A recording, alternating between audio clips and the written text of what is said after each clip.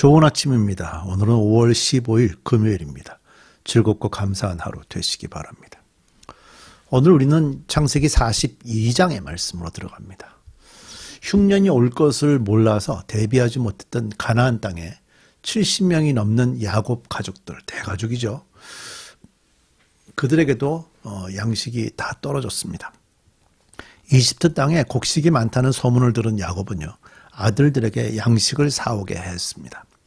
야곱은 11 아들 중에 베냐민을 빼고 10 아들만 곡식을 구하러 이집트에 내려 보냈습니다. 야곱이 베냐민을 그 형들과 함께 이집트에 내려 보내지 않았던 것은 요셉을 극진히 사랑했던 것처럼 베냐민을 특별히 소중하게 여겼기 때문입니다. 지난날 요셉을 잃게 된 것도 편애 때문이었는데 베냐민도 그의 형들로부터 시기와 질투의 대상이 되면 어떡하려고 야곱은 그렇게 또 베냐민을 편애했을까요? 그것은 야곱이 요셉을 그 먼 길을 보내지 말았어야 하는데 라고 하는 자책하는 마음을 20년 넘게 가지고 있었다 하는 것을 말해주죠. 그래서 야곱은 사랑하는 라헬이 죽으면서 낳은 막내 아들 베냐민을 결코 자기 품에서 오랜 시간 그리고 멀리 보내지 않으리라고 다짐했던 것입니다. 12아들 중에 소중하지 않은 아들이 어디 있겠습니까마는 야곱에게 라헬의 남은 아들 베냐민은 매우 특별했고 편애하는 정을 버릴 수 없었던 것입니다. 10명의 아들들은 요셉을 미디안 상인들에게 팔고 아버지에게는 죽은 것으로 속여서 아버지의 마음을 매우 슬프게 했기 때문에라도 아버지의 베냐민 편애를 더 이상 불편해할 수 없었을 것입니다. 이제 요셉의 형들이 이집트로 양식을 구하기 위해서 떠나는 장면을 함께 살펴보십시다. 1절입니다. 42장 1절. 야곱은 이집트에 곡식이 있다는 말을 듣고서 아들들에게 말하였다. 얘들아, 왜 서로 얼굴만 쳐다보고 있느냐. 야곱이 말을 이었다. 듣자 하니 이집트에 곡식이 있다고 하는구나. 그러니 그리로 가서 곡식을 좀 사오너라. 그래야 먹고 살지 가만히 있다가는 굶어 죽겠다. 그래서 요셉의 한 형 10명이 곡식을 사려고 이집트로 내려갔다. 야곱은 요셉의 아우 베냐민만은 형들에게 딸려 보내지 않았다. 베냐민을 같이 보냈다가 무슨 변이라도 당할까 보아 겁이 났기 때문이다. 가나안 땅에도 기근이 들었으므로 이스라엘의 아들들도 곡식을 사러 가는 사람들 틈에 끼었다. 그때의 요셉은 나라의 총리가 되어서 야곱의 모든 백성에게 곡식을 파는 책임을 맡고 있었다. 요셉의 형들은 거기에 이르러 얼굴을 땅에 대고 엎드려 요셉에게 절을 하였다. 요셉은 그들을 보자마자 곧바로 그들이 형들임을 알았다. 그러나 짐짓 모르는 체하고 그들에게 엄하게 물었다. 너희는 어디에서 왔느냐? 그들이 대답하였다. 먹을거리를 사려고 가나안 땅에서 왔습니다. 요셉은 형들을 알아보았으나 형들은 요셉을 알아보지 못하였다. 요셉의 형들은요, 곡식을 사러 이집트에 도착을 했고요. 총리 앞에서 땅에 엎드려 절하였습니다. 요셉은 그 형들을 알아봤지만 형들은 이집트의 총리가 요셉일 줄은 꿈에도 상상할 수 없었습니다. 요셉은 그들을 보자마자 곧바로 그들이 형들임을 알았습니다. 그러나 짐짓 모르는 채 하고 라는 말이 이제 7절 8절 반복적으로 나오죠. 하지만 20년 후의 첫 상봉은 요셉이 알지만 모른 채 하면서 엄한 분위기가 연출될 수밖에 없었습니다. 이제 자기를 팔지 말아달라고 형들에게 애원했던 요셉이 총리가 되어서 형들에게 절을 받고 있습니다. 풍년 7년 동안에 요셉은 2 아들을 얻고 지난 날을 다 잊으려고 큰아들의 이름을 므낫세 어제 말씀드렸죠.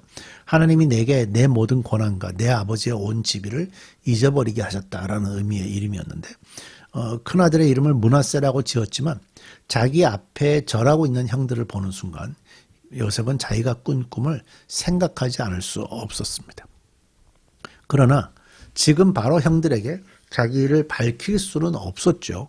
그렇게 되면 형들이 놀라 기절하고 화해할 길은 완전히 사라지게 될 것이 뻔했기 때문입니다.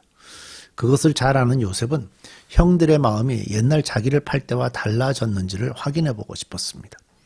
그들이 지난날 잘못을 뉘우치고 새로운 마음을 갖게 되었다면 화해할 길이 있지만 그들이 회개하거나 달라지지 않고서는 반가운 회복의 만남이 되기 어려웠을 것입니다.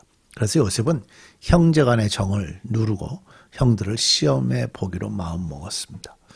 저는 이 요셉의 사고에 굉장한 점수를 주고 있습니다. 무조건 반갑게 맞이할 수도 있고요. 때로는 또 화가 나서 무조건 또 그들을 징계하거나 벌을 줄 수도 있는 문제입니다. 그러나 화해하고 싶기 때문에 그 화해할 수 있는 기회를 제공하고 있는 요셉의 지혜로운 모습을 우리가 볼 수 있는 거죠. 자, 9절입니다. 그때 요셉은 형들을 두고 꾼 꿈을 기억하고 그들에게 말하였다. 너희는 간첩이다. 이날에 허술한 것이 어디인지를 엿보러 온 것이 틀림없다. 자, 형제의 정을 억누르고 형들을 시험해 보고 있습니다. 그들이 대답하였다. 아닙니다. 총리 어른. 소인들은 그저 먹을거리를 사러 왔을 뿐입니다. 우리는 한 아버지의 자식들입니다. 소인들은 순전한 백성이며 간첩이 아닙니다.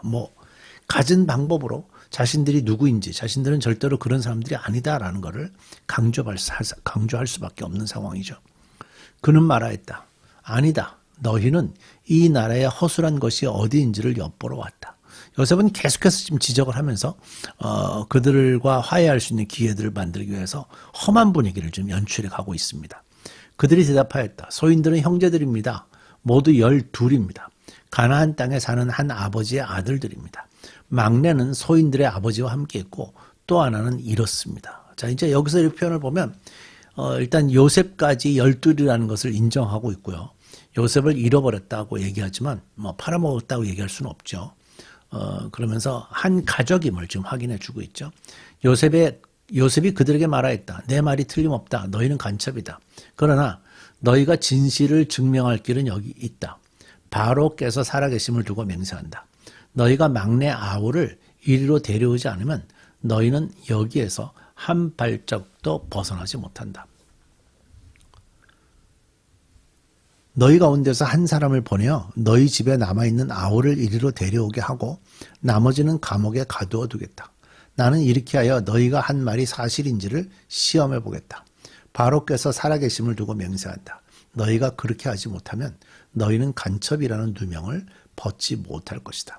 요셉은 그들을 감옥에 사흘 동안 가두었다. 사실 요셉같이 높은 위치에 있는 관리가 필요해서 곡식이 필요해서 살아온 구조를 요청하는 사람들을 직접 면담할 리는 없겠죠, 그죠? 그러니까 이 상황은 특별한 상황입니다. 그래서 아마 요셉은 형들이 언젠가는 이집트의 양식을 구하러 올 것을 생각하고 아래 관리들에게 미리 좀 이렇게 준비를 시킨 것 같아요.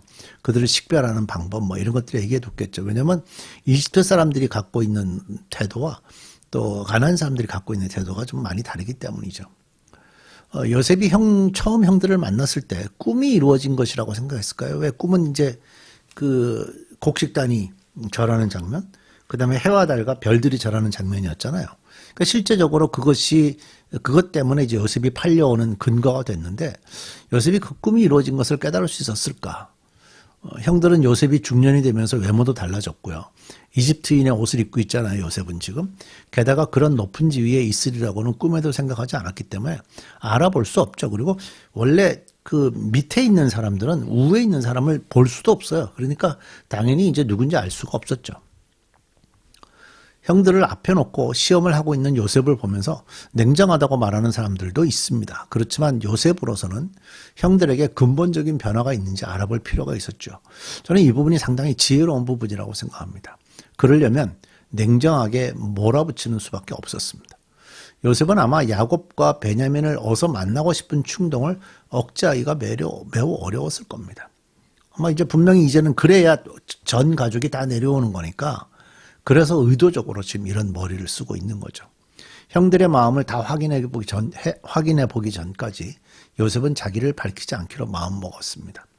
형들이 자기들에게 하는 절에 진실함이 있는지를 확인하는 것, 또 형들과 화해하려는 요셉, 이 양쪽에 다 매우 중요한 의미를 갖고 있는 거죠.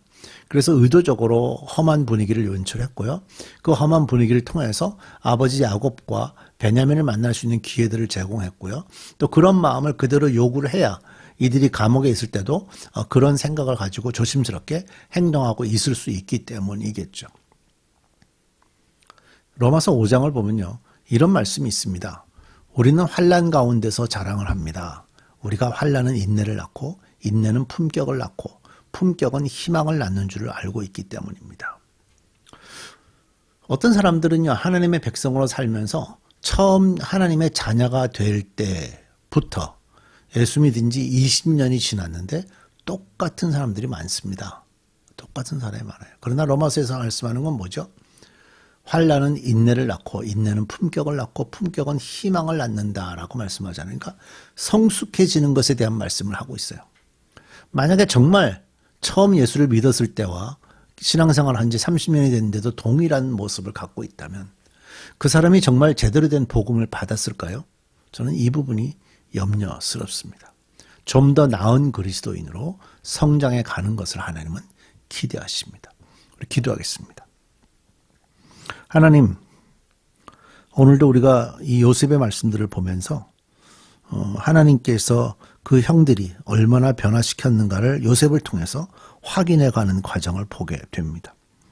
우리도 하나님의 자녀가 된 지 꽤 됐는데 우리가 하나님의 자녀로서 하나님 말씀을 가지고 잘 성장해 오고 있는지 돌아보게 하시고 이전보다는 좀 더 나은 그리스도인으로 성숙해져가는 저희들 되게 해 주옵소서. 예수님의 이름으로 기도드립니다. 아멘.